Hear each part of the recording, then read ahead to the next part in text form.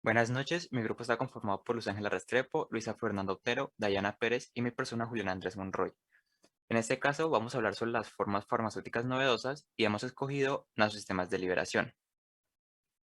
Antes que todo hablemos un poquito sobre nanotecnología farmacéutica.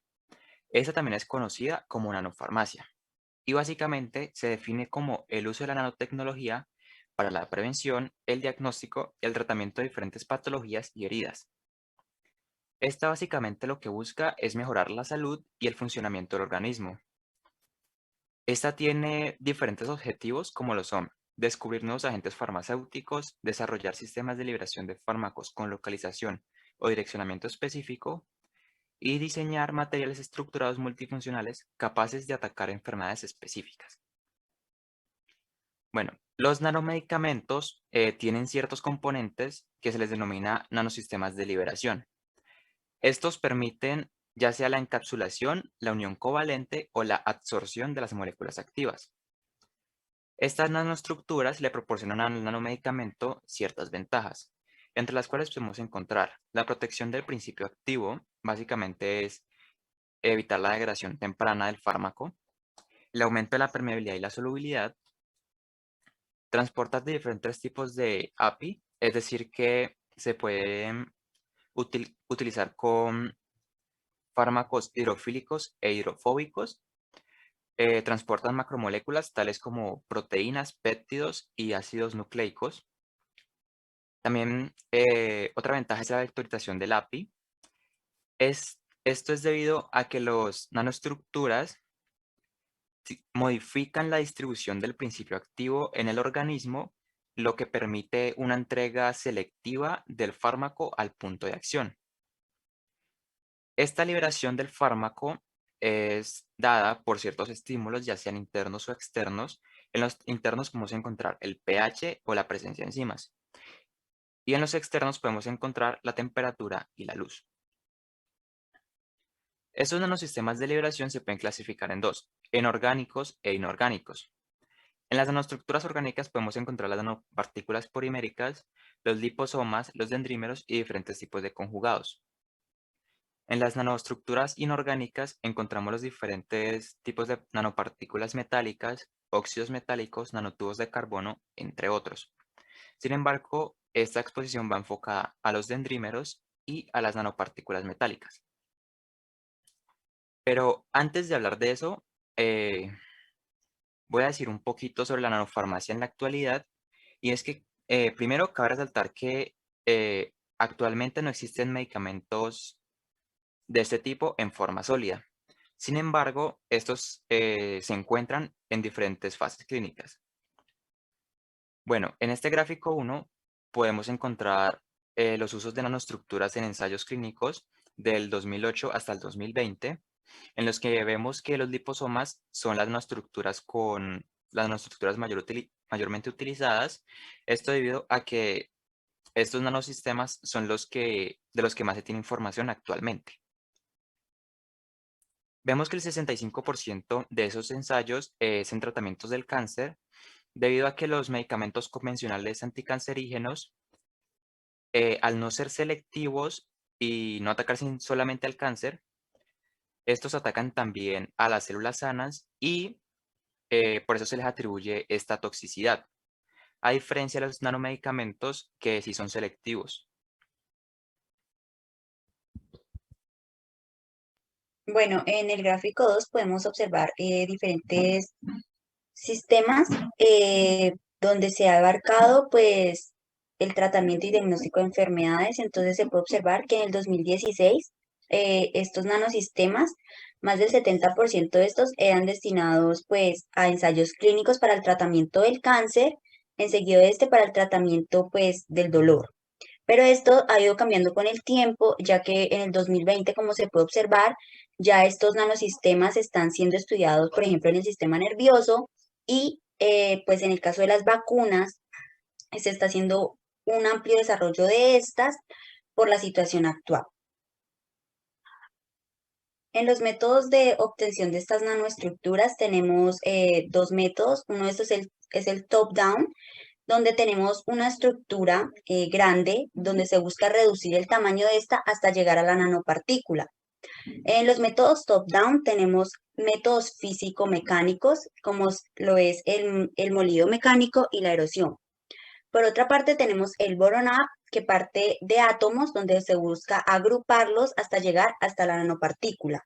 En los métodos bottom-up tenemos métodos físico-químicos, como lo es la técnica por aerosoles, precipitación química y autoensamblado. Bueno, hablemos de la nanoencapsulación, pero entonces tenemos que tener en cuenta que el secado por atomización, el recubrimiento del lecho fluidizado y la evaporación a altas temperaturas son técnicas muy importantes en la encapsulación, pero para la escala micro, por lo que estas no son empleadas en la nanoencapsulación debido a que generan ciertas partículas de un tamaño muy grande que no entran en la escala nanométrica. Y por otra parte, algunas de estas técnicas emplean calor para eliminar el disolvente, lo que puede dañar el compuesto. Para hacer frente a esto se tiene como alternativa la extracción supercrítica de emulsiones, como se puede observar en la figura 2. Tenemos una fase orgánica, que son las partículas amarillas disueltas en agua.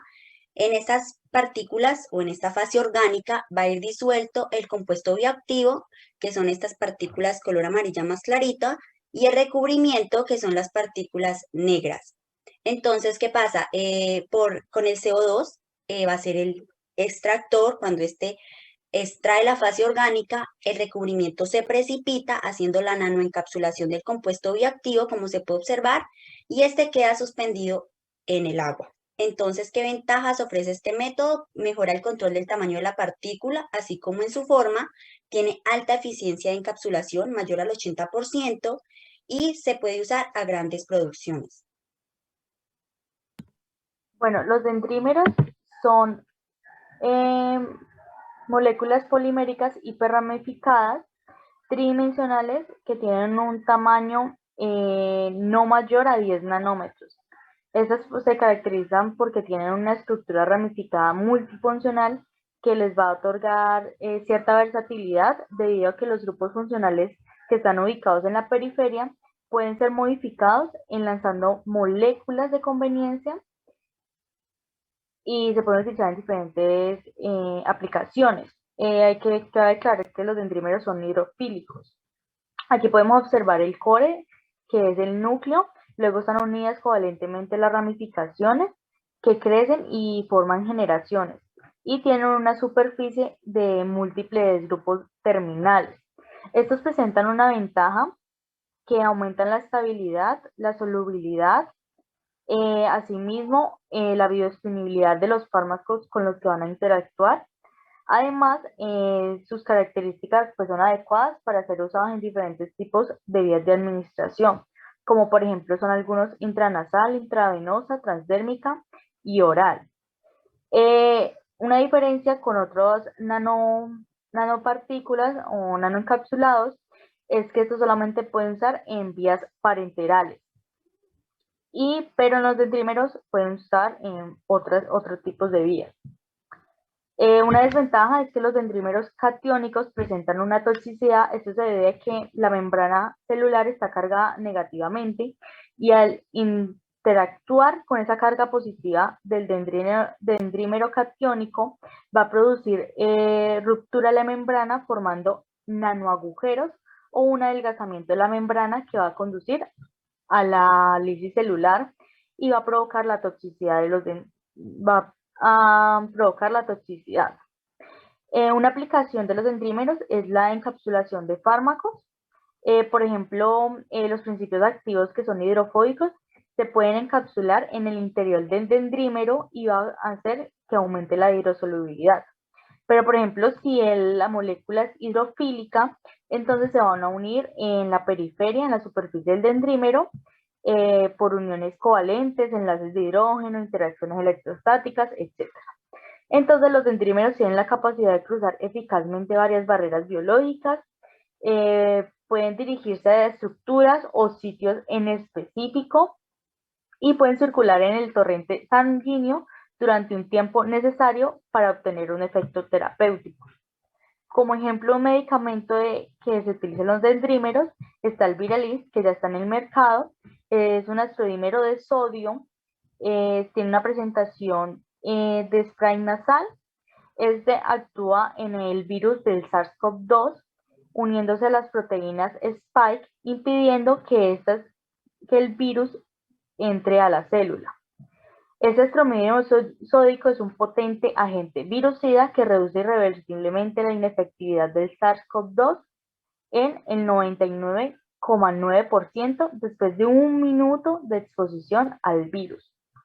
Otro ejemplo que tenemos es ya un nanoencapsulado de un medicamento Vortezomib, que es para el cáncer, que es muy insoluble en agua y pues al ser encapsulado en el dendrímero aumenta considerablemente la solubilidad y la eficacia del fármaco.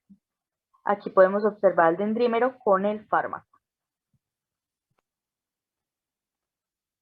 Las nanopartículas inorgánicas son aquellas cuya matriz está formada por compuestos inorgánicos.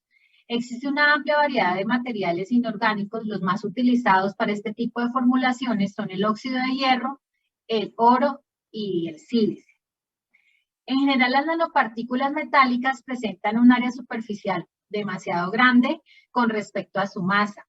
Por lo tanto, tienen un exceso de energía libre superficial muchísimo más grande en comparación con su energía de formación. Eso que provoca que sean termodinámicamente inestables. Por lo tanto, ellas deben ser estabilizadas tanto cinéticamente como termodinámicamente como agentes protectores, las cuales son capaces de superar las fuerzas atractivas de Van der Waals que existen entre las partículas a través de las fuerzas repulsivas electrostáticas y estéricas determinadas por los iones absorbidos y los contraiones asociados. Las nanopartículas de óxido de hierro presentan una serie de características que las hacen idóneas frente a ciertas aplicaciones. Su capacidad de responder frente a estímulos magnéticos externos, sus buenas propiedades de biocompatibilidad y biodegradabilidad. En cuanto a esa respuesta frente a estímulos magnéticos externos, pueden ser empleadas como vehículos para dirigir el fármaco al órgano deseado. Adicionalmente, tienen la capacidad de producir hipertemia como respuesta a un estímulo cuya consecuencia finalmente va a ser la destrucción del tejido enfermo. Además, también se suele emplear como agentes de contraste en el diagnóstico, formando imágenes mejoradas por resonancia magnética. Las nanopartículas de oro presentan propiedades ópticas y fototérmicas bastante interesantes. Sus propiedades ópticas de absorción y dispersión de luz pueden emplearse como agentes de contraste para la formación de imágenes en el diagnóstico. Las nanopartículas de oro también pueden responder a estímulos lumínicos exteriores para proceder a la liberación del fármaco en una forma dirigida y sostenida. Actualmente aplicaciones de nanopartículas de oro están siendo estudiadas para el tratamiento de cáncer de próstata, basados en que diminutas partículas de oro logran destruir el tumor sin efectos secundarios de la cirugía y la radiación. Aquí tenemos las nanopartículas más utilizadas, los fármacos asociados a ellas y cómo es el estímulo y mecanismo de liberación de ese fármaco. Dentro de los óxidos de hierro que mencioné, uno de los más utilizados ha sido el Feridex. Este se emplea para la detección y evaluación de lesiones hepáticas asociadas con la alteración del sistema retículo endotelial. Este se utiliza en una infusión intravenosa de 100 mililitros.